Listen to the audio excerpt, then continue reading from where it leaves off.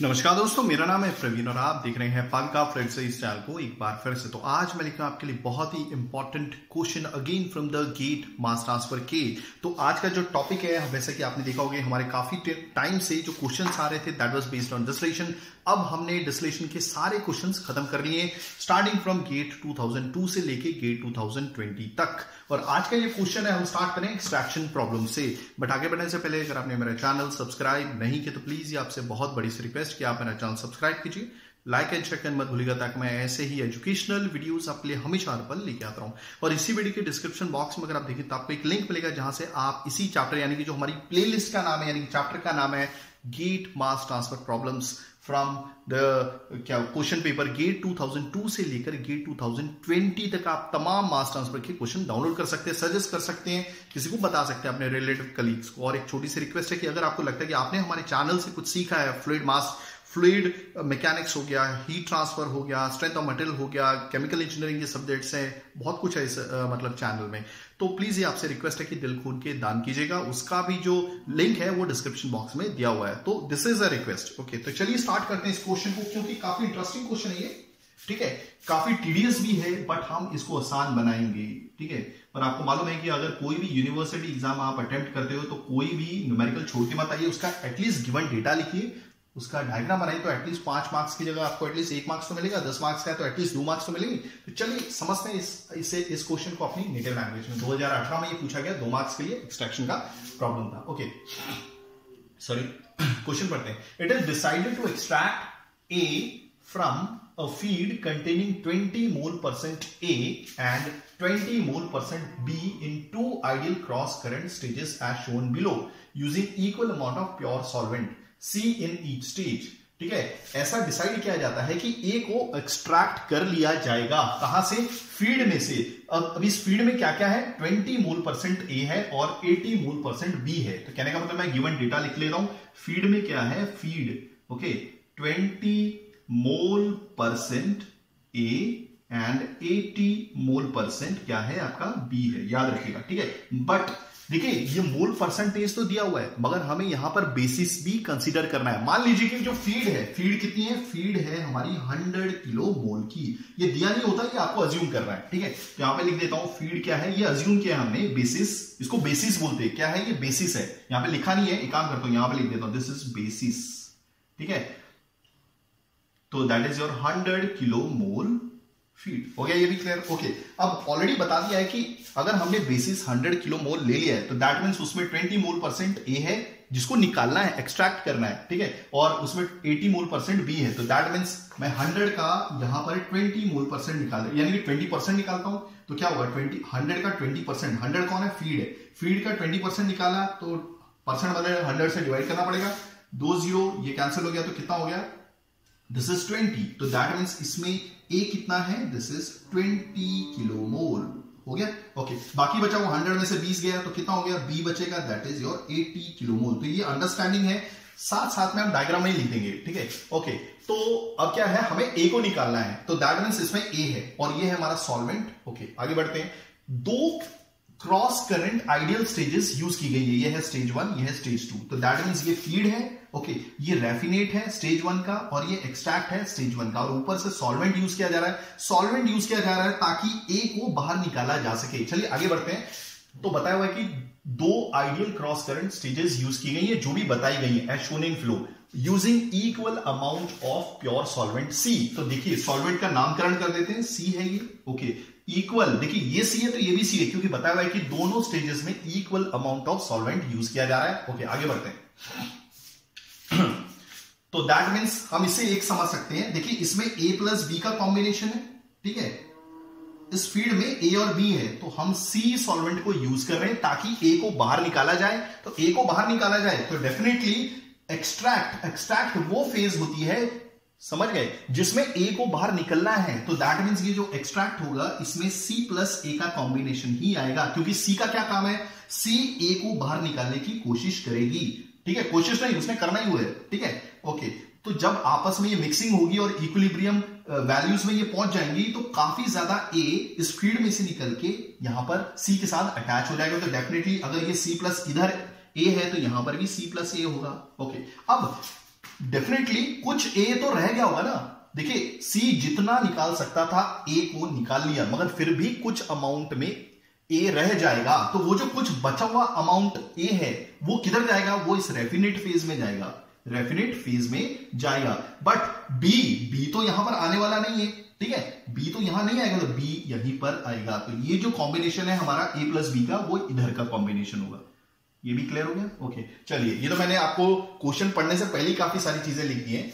Okay अब क्या लिखा हुआ है, component B and C are immiscible, यानी कि कंपोनेंट बी और सी सॉल्युबल नहीं है। तो देखिए बी सी में सॉल्युबल नहीं है, तो डेफिनेटली सी बी को तो लेके नहीं आएगा। तो यहां पर जो एक्सट्रैक्ट फेज में बाहर निकलेगा सी ए को ही लेके आएगा, और सी और बी आपस में सॉल्युबल नहीं है, तो एक्सट्रैक्ट फेज में सी और बी का कॉम्बिनेशन नहीं बनेगा। जो बी यहां पर था वही बी यहां पर भी होगा। तो दैट मींस अगर यहां पे 80 किलोमोल है तो यहां पर भी 80 किलोमोल होगा। हो गया क्लियर? ओके अब आगे क्या बताया हुआ है, देखिए क्वेश्चन में हमारे बहुत सारे आंसर निकल जाते हैं। Okay 60% of A in the feed is extracted in stage 1। 60% ए का, अब ए कहां पर है, फीड में है, वो एक्सट्रैक्ट कर लिया जाता है स्टेज 1 में ही। ओके तो आप देखिए 60% ए का, देखिए फीड में, वापिस बोलता हूं 60% ए का, और ए कहां पर है, फीड के अंदर। तो फीड के अंदर हमारा ए कितना है, 20। तो 20 का 60% एक्सट्रैक्ट कर लिया जाता है, निकाल लिया जाता है। कौन निकालेगा, सी निकालेगा। तो 20 का 60% कितना हो गया, देखिए 60% अगर निकालना है, ये है हमारा ए की वैल्यू, उसका 60% स्टेज 1 में ही निकल गया है। तो कहने का मतलब है ए किधर आएगा, एक्सट्रैक्ट फेज में आएगा। ओके ये 2 0 ये कैंसिल हो गया, यानी कि 8। तो कहने का मतलब है आपका, हाँ क्या, एक मिनट, 20 का 60%, अच्छा 2 6 12 होता, मैंने गलती से 8 लिख दिया, ठीक है। तो साफ साफ यही बोल रहा हूं कि आपका जो भी ए है फीड के अंदर, उसका 60% फीड में से निकाल लिया गया है स्टेज 1 द्वारा, या स्टेज 1 में से, ठीक है। तो ए कहां पर आएगा, यहीं पर आएगा। तो मैंने क्या किया, ए का 60% कैलकुलेट किया। ओके कितना है, 12। तो दैट मींस यहां पर ए की वैल्यू कितनी आएगी, 12 किलो मोल। हो गया? ओके अब आपको मालूम है फीड में कितना था, 20 किलो मोल था, क्या, ए, और एक्सट्रैक्ट में चला गया 12, तो बाकी भी कितना बचा, 20 में से 12 माइनस कर दो, कितना बचा, 8। तो बचा हुआ 8 यहीं पर आएगा। ये भी क्लियर हो गया? It's very very easy. Okay अब आगे क्या दिया हुआ, चलिए ये कॉम्बिनेशन मैं मिटा देता हूं, ये तो हमारी जस्ट कैलकुलेशन थी, ठीक है। ओके आगे बढ़ते हैं। Sorry, okay the equilibrium relationship is given by y star is equal to 1.5x। एक काम करता हूं, यहां पे इक्विलिब्रियम रिलेशनशिप लिख लेता हूं, दिस इज 1.5x। देखिए जब हम फीड डाल देंगे और सॉल्वेंट डाल देंगे, तो मैं क्या करूंगा, अच्छे से मिक्स करूंगा, काफी देर मिक्सिंग करूंगा, ठीक है। अब जितना सी इस ए को निकाल सकता है उतना निकाल लेगा। ओके हम थोड़ी देर सेटलिंग को रख देंगे। सेटलिंग के बाद क्या होगा, ठीक है, सेटलिंग के बाद दोनों लेयर अलग अलग हो जाएंगी, और नीचे वाली जो लेयर होगी वो मैं डीकैन करूंगा, यानी कि अलग से निकाल लूंगा, जिसमें सी में क्या आ जाएगा, मैक्सिमम ए आ जाएगा, और जितना ए नहीं आ सकता वो आपके रेफिनेट फेज में चला जाएगा, और वो किसके साथ होगा, बी के साथ, क्योंकि बी और सी तो सॉल्युबल नहीं है। तो देखिए ये जब हम अच्छे से मिक्स करके जब हम सेटलिंग को रख देते हैं, तो कुछ इक्विलिब्रियम वैल्यूज होती हैं जो आपस में, वो क्या बोलते हैं, डिफाइन हो जाती है। जैसे यहां पर आने वाली जो वैल्यू है वो कहलाएगी y स्टार, क्या, y स्टार। अभी ये स्टेज 1 से निकली है, इसलिए y1 कर दूंगा।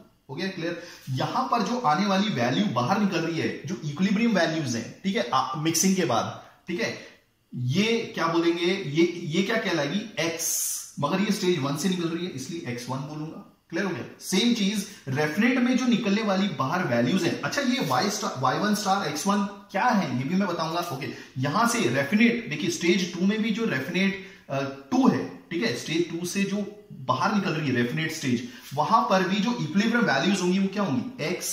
अभी स्टेज 2 है तो 2 लिख दो, एक काम करता हूं ऐसे लिखता हूं, स्टेज 2। ओके क्लियर हो गया ये भी? ओके ये भी क्लियर हो गया। ओके ये स्टेज 1 लिख दिया हमने, यहां पर ये स्टेज 1 हो गया, कोई प्रॉब्लम नहीं है। ओके यहां पर देखिए, यहां पर y1 स्टार है, तो यहां पर कौन सी वैल्यू होगी, यहां पर भी y2 स्टार होगी, ठीक है, ये भी क्लियर हो गया।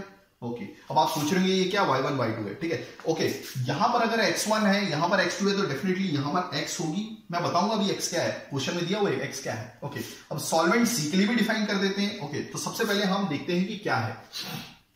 ओके x क्या है, मोल्स ऑफ a पर mole of b in the raffinate. ये बहुत जरूरी है, let me check everything is working fine. या x क्या है आपका, कितना मोल a है, 1 मोल b, के साथ जुड़ा हुआ, वो भी रेफिनेट फेज, यानी कि यहां की बात हो रही है, ठीक है। सिंपल हम सिर्फ एक्स के बारे में समझेंगे। क्या दिया हुआ है, दिस इज मोल्स ऑफ ए पर मोल ऑफ बी, और वो भी रेफिनेट फेज में, ठीक है। तो ये एक्स है, देखिए 1 और ये 1 2 को भूल जाइए, जो 1 लिखा है ये 2 भूल जाइए, सिर्फ एक्स को समझिए। एक्स क्या है, एक्स क्या बोलता है कि एक मोल पर मतलब 1, एक मोल बी के साथ जो रेफिनेट में है उसके साथ कितना मोल ए जुड़ा हुआ है। हो गया, ओके। वैसे ही हम अभी थोड़ी सी जगह का मैं तो काम करता हूं, ये टॉप मोस्ट क्वेश्चन मिटा देता हूं लगभग, ये तो इसका मतलब तो हो ही गया है। अब मैं आपको वाई स्टार का मतलब बताऊंगा, ठीक है। ये वाई स्टार और x1 क्या है, ये अभी तक आपने मोल परसेंट देखा होगा, वेट फ्रैक्शन देखा होगा, तो इन क्वेश्चंस को ऐसे भी सॉल्व किया जा सकता है, ठीक है। ये तो हो गया हमारा। अब वाई स्टार की वैल्यू समझ लेते हैं, ठीक है। अब वाई स्टार को देख लेते हैं। वाई स्टार क्या है, वाई स्टार वैल्यूज यहां पर आने वाली हैं, जो किसको डिफाइन करती हैं, ए को डिफाइन करती है। देखिए एक्स भी ए को डिफाइन करती है, एक्स भी ए को डिफाइन करती है, मगर ए यहां पर कौन सी क्या बोलते हैं, रेफिनेट फेज में जो बी है उससे जुड़ा हुआ है। और वाई स्टार जो है ये डिफाइन करती है, ये भी ए को डिफाइन करती है, मगर यहां पर जो ए है वो कहां पर है, एक्सट्रैक्ट फेज में है, ठीक है, ओके। तो ये काफी रिच वैल्यूज होंगी, किसके टर्म्स में, ए के टर्म्स में, क्लियर हो गया। और रेफिनेट फेज में ए के टर्म्स में काफी लो वैल्यूज होंगी।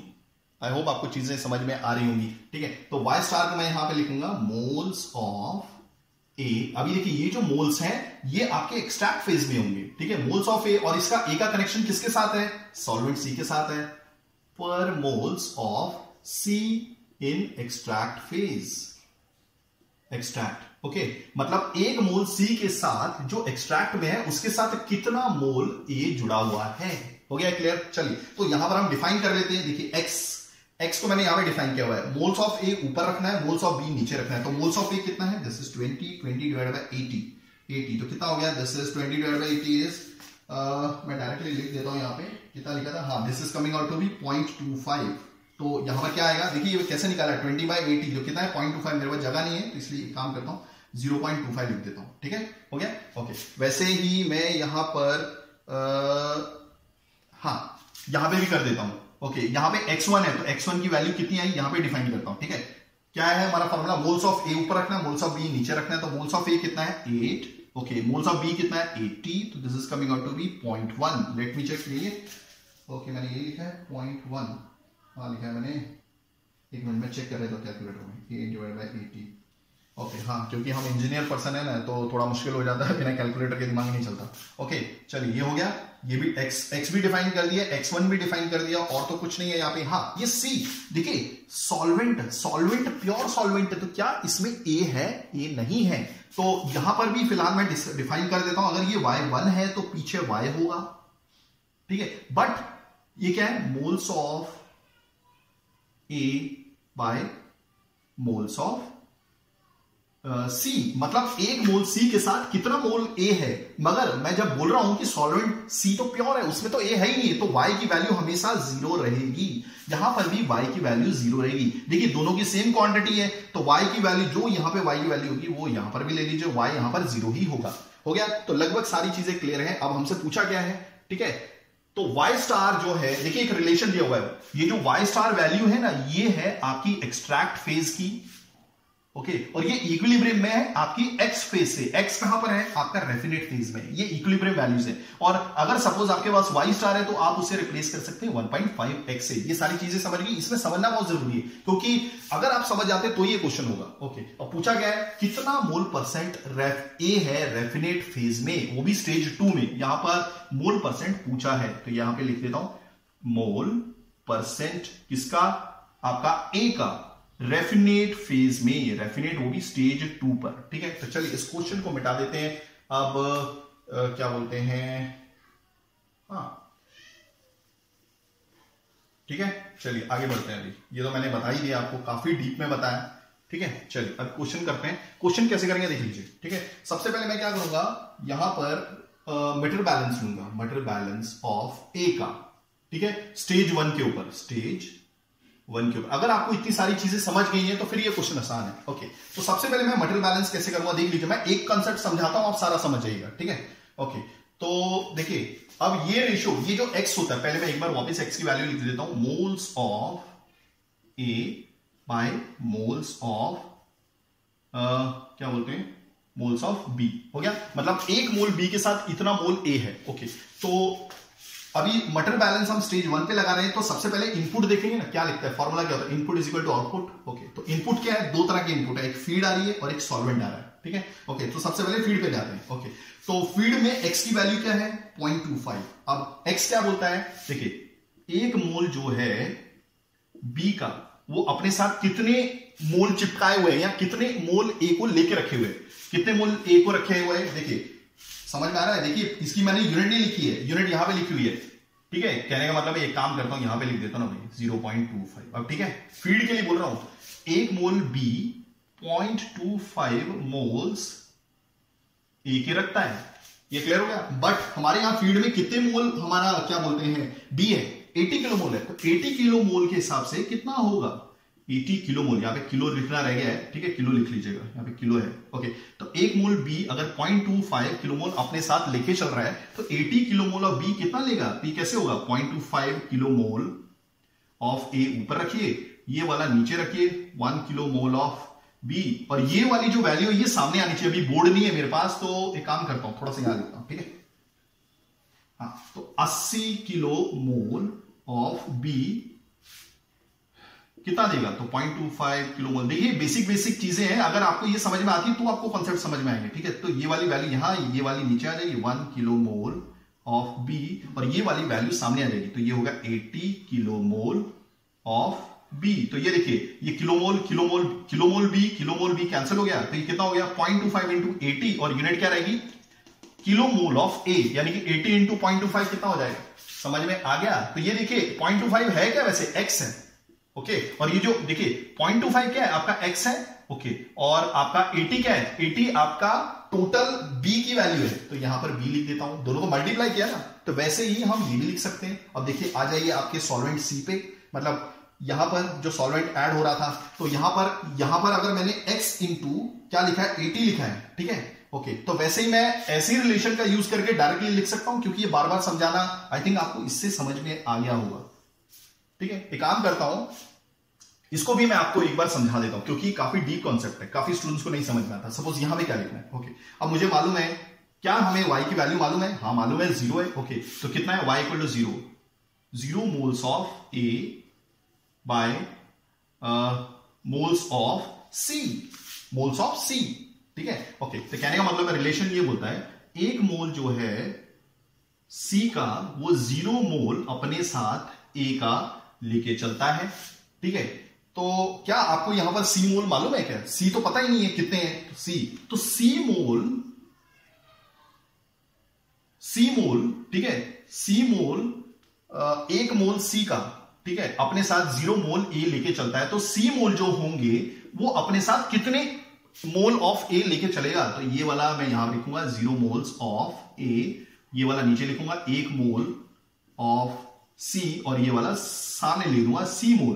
तो ये मोल ऑफ सी कैंसिल हो जाएंगे, तो यहां पे 0 इंटू सी आ जाएगा। अब 0 किसकी वैल्यू है भाई, ये तो y की वैल्यू है। ओके, सी कौन है, सी तो वैसे भी नहीं हमें मालूम। हो गया क्लियर, ओके, ये भी क्लियर हो गया। अब वैसे ही मैं शॉर्टकट में यहां पे लिख दूंगा, देखिए इनपुट क्लियर हो गए, अब आउटपुट क्लियर कर रहा हूं। आई थिंक आपको ये क्लियर हो गया होगा। फिलहाल इसमें काफी टाइम लग गया है, अब मैं ज्यादा टाइम नहीं लूंगा इस क्वेश्चन को करने में, क्योंकि ये जस्ट अंडरस्टैंडिंग थी। ठीक है, तो अब मैं क्या करने वाला हूं, सिंपली, हाँ, अब यहां पर आ जाइए, ये इनपुट हो गया, अब आउटपुट के बारे में बात करते हैं। ओके, तो वैसे ही मैं यहां पे लिख दूंगा y1 स्टार इंटू सी हमें वैसे ही नहीं मालूम। ठीक है, जैसे मैंने ये रिलेशन निकाला है ना, कैसे मल्टीप्लाई करते हैं, क्यों करते हैं, ये भी बताया। वैसे ये y1 स्टार हो जाएगा, प्लस यहां पर आ जाएगा x1 इंटू बी। हो गया, ओके, अगर x की वैल्यू कितनी है 0.25, ओके, b की वैल्यू कितनी है, b की वैल्यू थी 80, y की वैल्यू थी 0, इसलिए 0 इंटू सी इज अगेन 0 आ जाएगा। y1 स्टार को मैं रिप्लेस कर दूंगा, दिस इज, देखिए y star is equal to 1.5x, तो यहां पर 1.5, अगर ये y1 स्टार है तो ये बन जाएगा x1, तो दिस इज योर x1, यानी कि x1 हो गया, प्लस क्या बोलते हैं x1, यहां पे मिटा देता हूं। आई होप आपको ये सारी चीज समझ में आ गई होगी। ठीक है, ओके, सो देयरफॉर x1 की वैल्यू कितनी है, यहां पे लिख देते, कोई प्रॉब्लम नहीं है, b की वैल्यू थी 80। ओके, तो अब बहुत इजी है। ओके, वेट अ मिनट, हाँ वाई स्टार को रिप्लेस किया, बट यहां पर सी की वैल्यू तो है ना भाई। ओके ठीक है, ये मैं सोच रहा था। ओके सो दिस इज, अगर आप इसे मल्टीप्लाई करेंगे तो दिस इज, एक काम करता हूं ये कैलकुलेटर से कर लेता हूं, क्या लिखा है। ओके अगर आप इसे, हाँ अगर आप इसे कैलकुलेट करेंगे तो this is coming out to be 8x1c, और जो x1 है, x1 क्या है ऑलरेडी दिया हुआ है, x1 इज 0.1, तो यहाँ पे काम कीजिए ना, इसकी वैल्यू पुट कर दीजिए। एक काम करता हूं मैं डायरेक्टली नहीं पुट करता, नहीं तो आपको कंफ्यूजन हो जाएगा। फिर क्या करूंगा, this is 8 is equal to 0.1, x1 की वैल्यू पुट की c, फिर c is equal to your 80, this is kilomole. तो ये c की वैल्यू डिफाइन हो गई है, दिस इज 80 किलोमोल। तो अगर यहां पर सॉल्वेंट c है तो यहां पर भी उतना ही होगा। हो गया, क्लियर हो गया ये। ओके चलिए, तो ये तो खत्म हो गया। अब हम स्टेज 2 पर लगाएंगे हमारा क्या, मटेरियल बैलेंस। सबसे पहले एक मिनट देख लेता हूं, यहां पे कोई डिफाइन कर लेता हूं। ओके तो c की वैल्यू आ गई, कोई प्रॉब्लम नहीं है यहां पर। ओके यहां पे 8 है, यहां पे 80 है। ओके आई होप आपको सारी चीजें क्लियर हो गई होंगी। अब मटेरियल बैलेंस ऑफ ए निकालूंगा मैं स्टेज 2 के ऊपर, तो वैसे ही सेम करूंगा। अब इसके ऊपर मटेरियल बैलेंस लगाऊंगा। देखिए ये इनपुट है, इसके लिए ये इनपुट है, और ये आउटपुट है, और ये आउटपुट है। तो सिंपली यही चीज करने वाला हूं, x1 इंटू बी, जो मैंने आपको यहां पे समझाया था स्टेज 1 के हिसाब से, प्लस ओके यहां पर क्या है, y इंटू सी, ठीक है, इक्वल टू बाहर जो निकल रहा है y2 स्टार इंटू सी, हो गया, प्लस यहां पर बाहर जो निकल रहा है that is your x2 into, यहां पर तो b निकल रहा है, याद रखिएगा। यहां पर देखिए b, क्योंकि आपका इस c के साथ रिएक्ट मतलब सॉल्युबल नहीं है आपस में, b and c are not soluble, तो जो b यहां पर होगा वही b यहां पर भी होगा, वही b यहां पर भी होने वाला है, याद रखिएगा। हो गया क्लियर। ओके तो वैल्यू पुट कर देता हूं। x1 की वैल्यू ऑलरेडी डिफाइन है, कितनी है, दिस इज 0.1 ओके। b की वैल्यू कितनी है, 80 ओके ओके। y तो यहां पर भी 0 ही था, तो ये 0 ही रहने दीजिए इसको, इक्वल टू y2 स्टार। अब y स्टार के हम रिप्लेस कर सकते हैं 1.5x। अभी यहां पर y2 स्टार है तो ये भी x2 तो हो ही गया ना, क्योंकि आपस में ये दोनों स्टेजेस इक्विलिब्रियम में। ओके चलिए हो गया। अब साथ में c plus x2 okay. b की वैल्यू तो यहां पर भी 80 है, क्योंकि जो 80 यहां पर थी, क्योंकि आपका ये जो b है सॉल्युबल नहीं है, तो 80 80 80, ठीक है। ओके सो देयरफॉर अगर आप इसे मल्टीप्लाई करेंगे, दिस इज आई थिंक कितना था, 0.1 into 8 is 80, sorry, so this is 8 is equal to 1.5 okay. x2 की वैल्यू क्या हमने डिफाइन नहीं की अभी तक, नहीं, x2 की वैल्यू तो ढूंढनी है हमें, ठीक है। तो इन दोनों को प्लस कर लीजिए, क्योंकि a, ठीक है, c की वैल्यू तो मालूम है, एक काम करता हूं यहां पे लिख लेता हूं इनटू x2 ओके। c की वैल्यू हमने निकाली थी, कहां पर है, ये तो 80 दी हुई है ना, दिस इज इनटू 80, ठीक है ओके। यहां पे डॉट लगा देता हूं, ये 1.5 इंटू x2 इंटू 80 हो गया, प्लस ध्यान से देखिएगा हर एक स्टेप को, मैंने हर एक चीज बारीकी से बताइए। ओके तो x2 इज नथिंग व्हाट, क्या है, this is coming out to be कितना आ रही है, 0.04 हो गया। अब इसकी यूनिट क्या है, किलो मोल, तो ये हो गया क्लियर। तो मैं यहां पर x2 आ गया, ठीक है, इसको मिटा देता हूं। ये क्या है, this is kilo mole of, ये x क्या है, ये a है, कि कितना किलो मोल आपका बच गया है, मतलब 1 मोल ऑफ b में। ओके तो किलो मोल ऑफ a पर किलो मोल ऑफ b, यानी कि 1 मोल b के साथ कितना किलो मोल a बच गया है। तो आई होप ये सारी चीज आपको क्लियर हो गई है। ओके तो अगर अब हम रिलेशन निकाल लेते हैं। एक्चुअली में हमें निकाला गया मोल परसेंट, तो सबसे पहले हमें ये तो पता होना चाहिए कि यहां पर a कितना बाकी है। अभी हमारे पास एक रिलेशन है, क्या है, 1 किलो मोल जो b है वो कितना, 0.04 किलो मोल कितना देता है, a देता है, ठीक है ओके। तो हमारे पास b कितना था, यहां पर b था हमारे पास 80 किलो मोल, तो 80 किलो मोल b कितना देगा, तो this is 0.04 kilo mole a okay. यहां पर लिख देंगे, नीचे ये नीचे आ जाएगा, किलो मोल ऑफ b ये नीचे आ जाएगा और ये सामने मल्टीप्लाई हो जाएगा, तो therefore 80 kilo mole of b okay.